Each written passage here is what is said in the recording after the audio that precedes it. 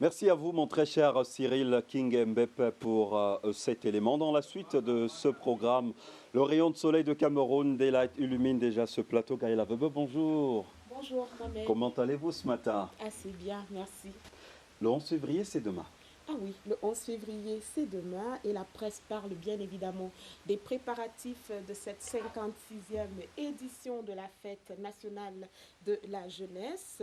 La presse fait donc un arrêt ce matin sur cette fête, notamment à l'hémicycle de l'Assemblée nationale qui a abrité hier la 5e édition du Parlement des jeunes. Et à suivre ce soir le discours très attendu du chef de l'État Paul Biya à la jeunesse camerounaise, discours prévu à 20h qui sera retransmis sur les antennes CRTV ainsi que sur nos plateformes.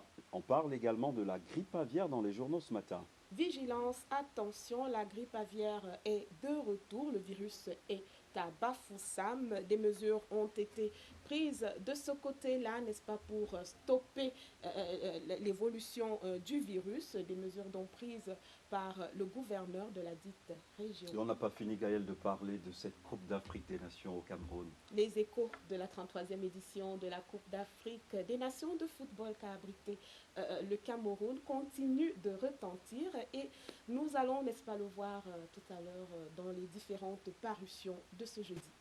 Madame, Monsieur, vous aimez notre revue de presse, alors bon appétit.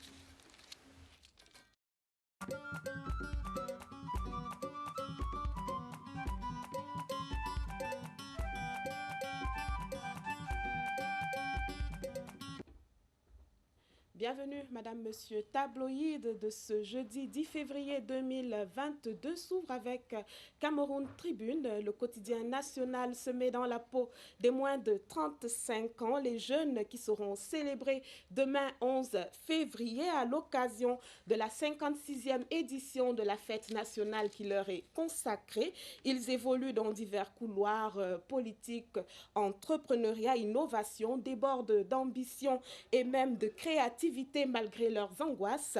Le quotidien national fait un zoom sur ces profils audacieux et conquérants qui imposent le respect. La fête de la jeunesse, c'est donc demain vendredi et les membres du gouvernement et les députés ont édifié les jeunes sur les opportunités qu'offre le Made in Cameroun, nous dit le financier d'Afrique.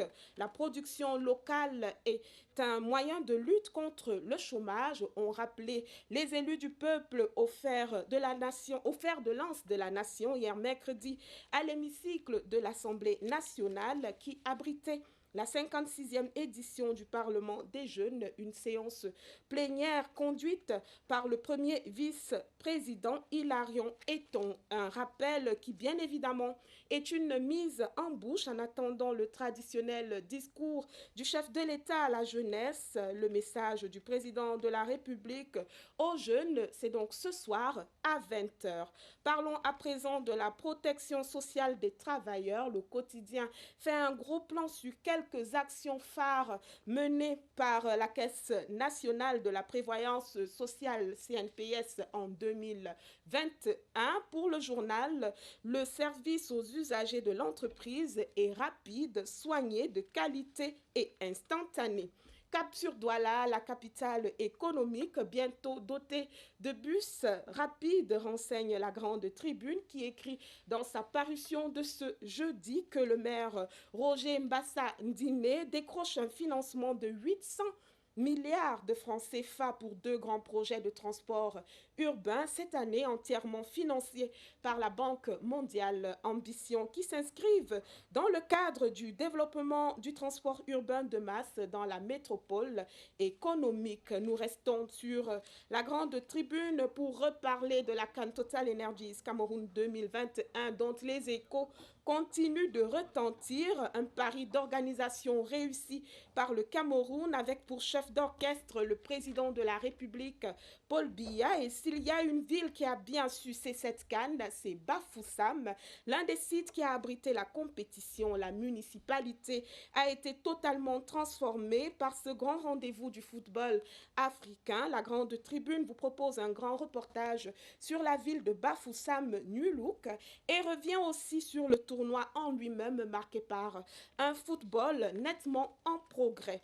La CAN 2021 barre également la grande une de Réalité Plus avec cette mention spéciale pour la CRTV qui décroche un 19 sur 20 pour sa couverture médiatique de la Coupe d'Afrique des Nations de football.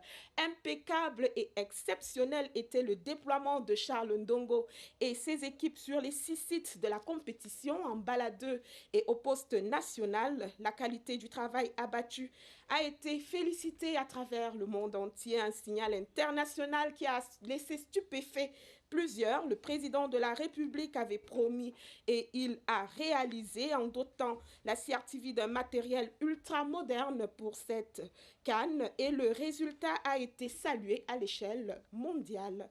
Nous restons dans le registre des échos de la célébration de la 33e édition de la Coupe d'Afrique des Nations de football au Cameroun et après la CRTV, c'est au tour du personnel de santé de recevoir les félicitations de sa hiérarchie. EcoSanté propose de lire l'intégralité de la lettre de félicitations adressée à son personnel par le docteur Manaouda Malachi, le ministre de la Santé publique, pour la couverture sanitaire sans virus durant la CAN abritée au Cameroun du 9 janvier aussi février 2022. À lire aussi dans ce quotidien tout un reportage sur l'autisme, cette maladie dont sont atteints près de 3000 enfants dans notre pays et ses 8 réflexes à avoir pour éviter un accident vasculaire cérébral. C'est en page 6 du journal de Joseph Mbengboum. Terminons notre revue des unes avec le quotidien L'économie qui présente les 7 mesures pour contenir la propagation de la grippe aviaire dans la région de l'Ouest. Elles ont été rendues publiques par le gouverneur de la dite région Awafonka Augustine. Vigilance donc, mesure à respecter scrupuleusement. Le virus est actif à Bafoussam depuis quelques jours. Attention. Voilà qui met un terme à cette revue des unes. Merci d'avoir regardé. Je vous donne rendez-vous lundi prochain dès 6h30. Agréable journée à tous et bonne fête de la jeunesse à tous les jeunes.